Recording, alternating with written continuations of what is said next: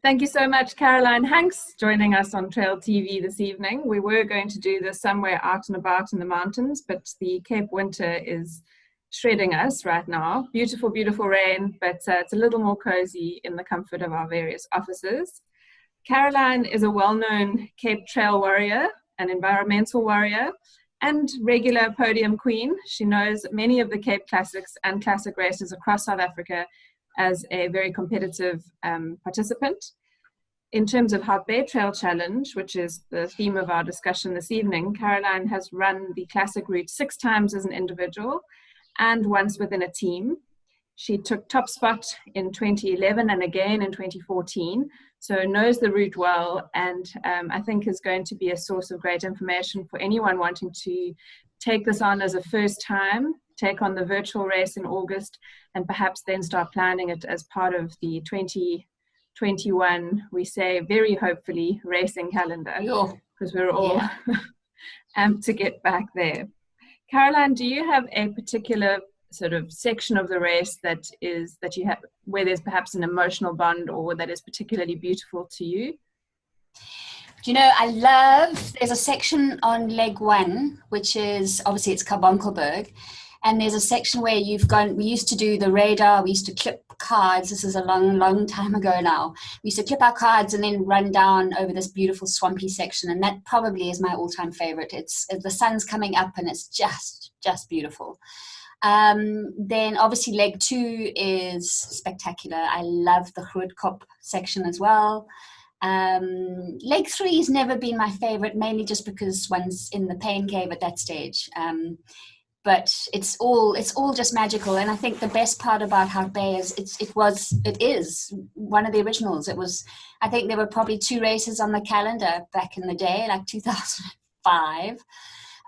It was TMC and HBTC, and they were impossible to get into. You know, you had to line up at your computer at 12 o'clock and get your entry, and look at it now. Hey, I mean, it's amazing. It's held its own on a very competitive calendar. Why do you think a race like Hout Bay Trail Challenge has withstood the test of time, to use a beer slogan? I think because it is so tough. We're looking at, gosh, I mean, you have to remind me, is it 42 Ks? It varies. Yes. Yeah. And it's very challenging. And again, I keep saying back in the day, which sounds really sad, but yeah, it was because it was so unusual to have a trail race. It was especially challenging. And I know, some of the top guys used to say, kilometer for kilometer, it's one of the toughest in the country. But I mean, obviously since then some really big stuff has entered the scene, but I'd say in Cape Town it is one of the bigger challenges, and it really takes in the best parts of the mountain. And it's accessible for anyone doing shorter distance because it's runnable as a team. So absolutely. I actually had forgotten that I'd run it as a team. I'd love to remember who my teammates were, but yeah, I wonder which leg I got. That was quite interesting. Leg 3, if that's all the years had brilliant weather. I think we might have had one rainy race in 2014, I think, but generally always spectacular weather. Is there a particularly tough part? You said leg 3 as generally because of the time of day and general fatigue setting in, but is there any part of the route that a relatively new trail runner should look out for? I think that there's always a risk of going too fast in leg 1, and I remember always seeing the same sort of speedsters who would invariably bomb on leg 2, and they'd be the first up Carbonkelberg. So that would be a sort of warning to any newbie. Leg 2 is tough. I mean, you've really got to have something in the tank to get up Landana Ravine.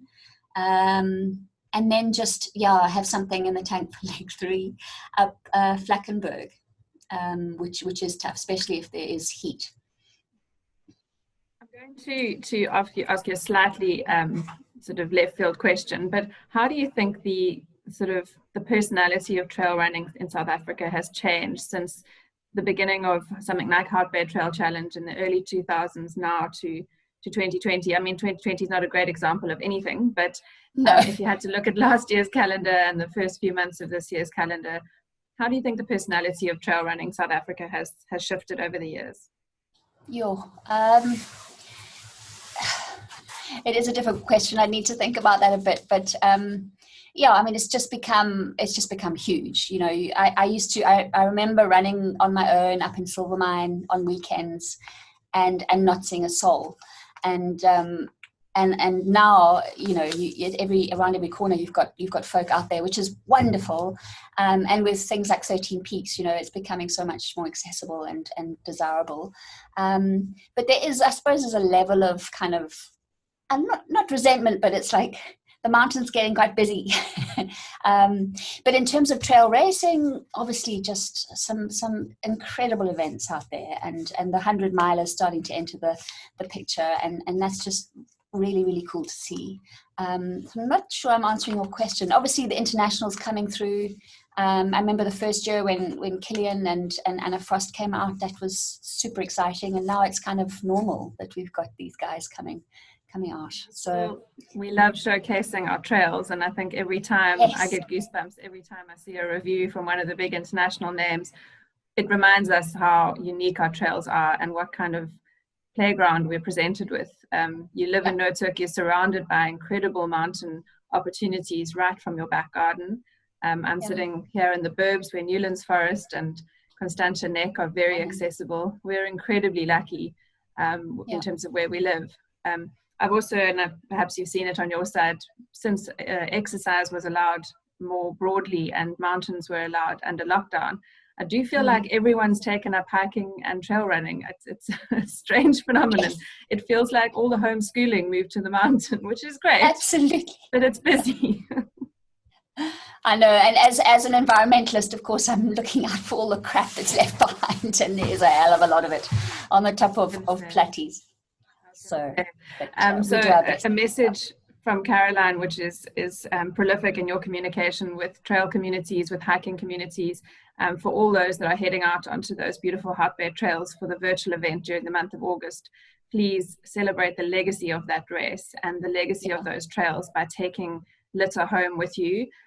You'll make the hearts of Karoline and myself incredibly happy to see those spaces cleaned up. We don't mind sharing the mountain with everybody and all the newbies, but we would like to maintain its wilderness feel and its environmental sensitivity. Karoline, if you could... Orange peels and eggshells. For heaven's sake, just take them home. Because they stick around. Yes, there should, nothing that was not originally there should be left behind. That's the... Absolutely. Karoline, if you had to paint an ideal for your kind of early next year and the kind of racing you'd like to do. I know you've stayed fit through lockdown, you've trained, you got back on the mountain as fast as you were able to, and you're a consistent and competitive trail runner and remain so. Do you have any big dreams for 2021 that we can look out for? I've actually got 13 Peaks coming up next week. Hey. So it depends if law enforcement and co play ball. But yeah, so that's exciting. And then there's a couple of other things just sort of low-key on my own. And then 2021, I'd love to. I turn 50 next year. So I'd love to do something big. I'm definitely entered for Addo 100-miler again, which I just loved. And then I thought, why not take it further and do a MOOC? But that's just a kind of out there. I'll think about it, next year. I have a feeling that many of us are going to come back into racing, whether it's social racing or competitive racing, with a massive appreciation for just the possibility of pinning on a number, lining up with our friends or competitors, and the start and finish line. I read an article this morning on how towns in Europe are starting to reintroduce trail running and the restrictions that are put in place. And my tummy did a little flip thinking, we're next. This progressive virus has had similar patterns in terms of peaking and then finding its way. And it made me very hopeful that we'll all be able to get back out there, pin on some numbers and see our trail mates en masse again. We may have to do this perhaps in small batches. Perhaps we'll have to wait in our car until someone tells us when we're allowed to go. And I don't know, but it'll be good to get back out there. Yeah. Caroline, looking forward to it. Yeah, Sorry. totally. No, I just want to thank you for your time and for your insight on Hout Bay Trail Challenge. Thanks for being part of the race's legacy and for celebrating the Cape Classics the way that you do.